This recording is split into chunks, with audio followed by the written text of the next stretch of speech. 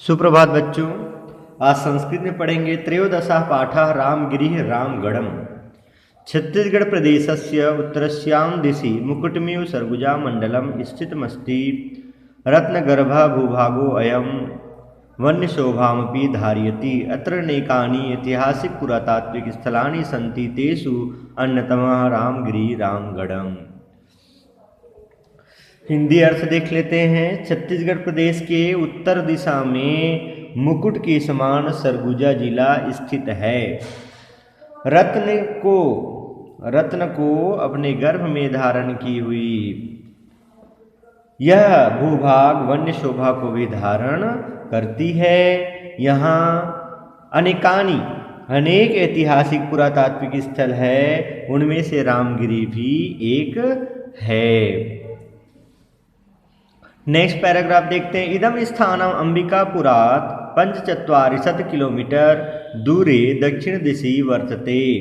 रामगुण पर्वते हस्तिपोला, हाथीपोल, सीतावेंगरा, जोगीमौड़ा, लक्ष्मणवेंगरा इत्येतानि महत्वपूर्ण स्थानानि सन्ति।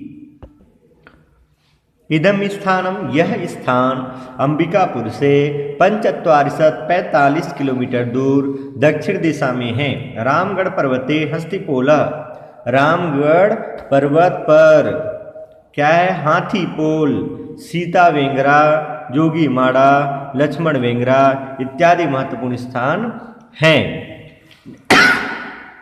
Next third number paragraph. हस्तिपोलेति 180 फुट परिमिता प्राकृतिक सुरंगिका अस्ति। अस्य अंतर्भागे स्तोतः प्रवहति। अत्रैव एकं शीतलं जलकुण्डं वर्तते यत् सीताकुण्डमिति कथ्यते। अत्र श्रीरामः वनवासकाले किञ्चित् कालं निवसत्। विश्वकवि कालिदासः अत्रैव निवसन् मेघदूतम् इति काव्यस्य रचनाम् अकरोत्। तेन दूतकाव्ये सीतायाः स्नानेन अत्रत्य जलानि पुण्यानि तरवः स्निग्धछाया इति रामगिरेः वर्णनं कृतम्।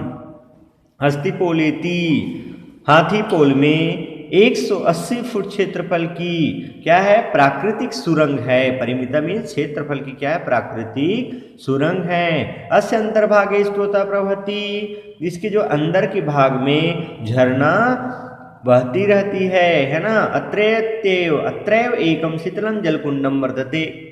यहीं पर क्या है? एक शीतल जल कुंड है। वर्तते मीन्स है। यद सीता कुंड मिति कथ्यते, जिसे सीता कुंड कहा जाता है। अत श्री राम वनवास काले किंचित कालम नियवसत। किंचित कालम मीन्स होता है कुछ काल तक, कुछ समय तक। यही भगवान श्री रामचंद्र जी वनवास के समय कुछ समय तक निवास किए थे। विश्व कवि कालिदास अत्रैव निवसन मेघदूतम इति काव्य संरचनाम अकरोत्। विश्व कवि कालिदास ने यहीं रहते हुए मेघदूत काव्य की रचना की थी। तेन दूत काव्ये सीताया स्नानेन अत्रत्य जलानि पुण्यानि तरवः स्निग्धछाया इति रामगिरेः वर्णनं कृतम्। उन्होंने दूत काव्य में सीता के स्नान से यहाँ की जल की पवित्रता, वृक्षों की घनी और स्निग्ध छाया इति, तो वृक्षों की घनी छाया, ऐसी इस प्रकार से जो है रामगिरी का वर्णन किया गया है। हस्तिपोल सुरंगस्योपरि एका नाट्यशाला अस्ति। हस्तिपोल सुरंगस्योपरि एका नाट्यशाला अस्ति। हाथीपोल की सुरंग के ऊपर एक रंगमंच है, नाट्यशाला है। जना या सीता वेंगरा इति कथयन्ति। लोग उसे क्या कहते हैं? सीता वेंगरा कहते हैं। पुरातत्वविदा सीता वेंगरा गुहां ख्रीस्ताब्दा द्वितीय तृतीय या वा शताब्दी पूर्वा प्राचीनतमा नाट्यशाला इति मन्यते। पुरातत्ववेत्ता सीता गुफा को द्वितीय तृतीय शताब्दी पूर्व की पुरानी नाट्यशाला मानते हैं। इयम नाट्यशाला वृत्तशीलाम कर्तयित्वा निर्मिता। कर्तयित्वा मीन्स क्या होता है? काट करके, कत्वा प्रत्यय का यूज है ना। तो यह नाट्यशाला जो है, यह रंगमंच जो है क्या है? वृत्तशीलाम। वृत्त मीन्स जो है बहुत बड़ी, और जो है क्या होता है? शिला मीन्स होता है पत्थर को। तो यह जो रंगमंच है एक बहुत बड़ी चट्टान या पत्थर को काट करके बनाया गया है। अस्या रूपांकनम भरत मुनि नाट्य शास्त्रे कृतम। इसका जो रूपांकन है भरत मुनि ने नाट्य शास्त्र में किया है। इयम नाट्यशाला आयताकारा अनुमानतः यह जो नाट्यशाला है उनका जो क्या है रंगमंच, यह जो रंगमंच है या नाट्यशाला है वो कैसा है, आयताकार है। जो किस प्रकार से है, आयताकार है। अनुमानतः लंबाई, जो अनुमानित लंबाई इसकी है वो है 44 फुट और चौड़ाई जो है 15 फुट के क्षेत्र में है। अस्याः भित्त्या सरला द्वारम गोलाकारम अंतर्भागे प्रस्तः। अस्याः भित्त्या सरलाः, इसकी जो दीवारें हैं सीधी और द्वार क्या है, दरवाजा है गोलाकार है। अंतर्भागे प्रस्तः, अंदर के भाग में क्या है, आसनानी संति, आसन है। आसन मीन्स जो बैठने के लिए जो यूज करते हैं, क्या जो राजा पहले के लोग जो बैठते थे ना, जो बैठने के लिए एक प्रकार से जो चेयर, ये भी प्लास्टिक का है। पहले क्या है वो सीमेंट या फिर पत्थर से काट कर कैसे बनाया जाता था, एक आसन जो बैठने के काम आता था। इस प्रकार के अंदर भाग में क्या है उनके पत्थर के आसन है। अस्या उपयोग नाट्यस्य कृते अभूतः, इसका उपयोग नाटक के लिए हुआ था। ब्राह्मलिप्य मुत्कीर्ण एक शिलालेखो अस्ति, ब्राह्मी लिपि में जो खुदा हुआ एक क्या है, शिलालेख है। अयम भारतस्य इतिहासे अद्वितीयः अस्ति, यह भारत के इतिहास में क्या है, अनुपम है, अद्वितीय है। अस्यानुसंधानम 1848 ख्रीष्टाब्दे कर्नल औस्ले इति महाभागे निकृत्यः, इसकी जो खोज है, अनुसंधान में सर्च खोज है 1848 ईस्वी में कर्नल औस्ले महोदय ने किया था। सीतावेंगरा गुहायाः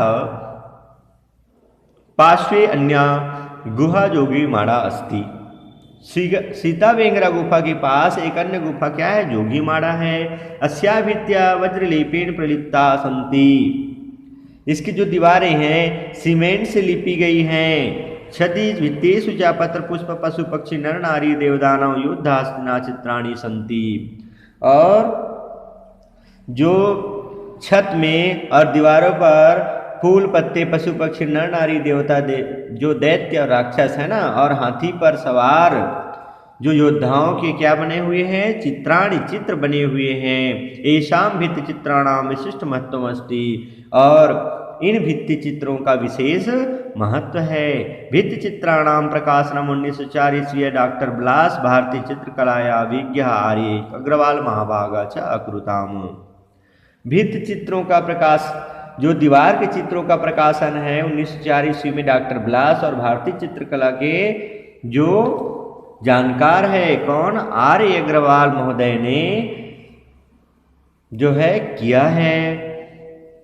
अस्याम पाली भाषायाम एक शिलालेखा उत्कीर्णः, शिलालेख इसमें क्या है, पाली भाषा में जो है उल्लेखित है, अर्थात अस्याम पाली भाषायाम एका शिलालेखा उत्कीर्णः, यहाँ एक शिलालेख खुदा हुआ है जो किस भाषा में, पाली भाषा में है। शिलालेख रूप दक्ष देवदीनस्य देवदासी सुतनुकायाः प्रणय गाथा वर्णिता अस्ति, और शिलालेख में रूप सज्जा का काम करने वाले देवदीन और देवदासी सुतनुका की प्रणय गाथा का वर्णन है। जोगी माड़ा गुहाया अग्रभागे अपरा लक्ष्मण वेंगरा गुहा अस्ति, जोगी माड़ा गुफा के आगे दूसरी लक्ष्मण वेंगरा गुफा है। पर्वतस्योपरि एकम सिंह द्वारम अस्ति, और पर्वत के ऊपर में एक सिंह द्वार है। द्वारस्य प्रस्तरा बृहदकारो अस्ति, और जो द्वार के पत्थर है वो बहुत क्या है, बृहदकारो अस्ति, बहुत बड़ा है।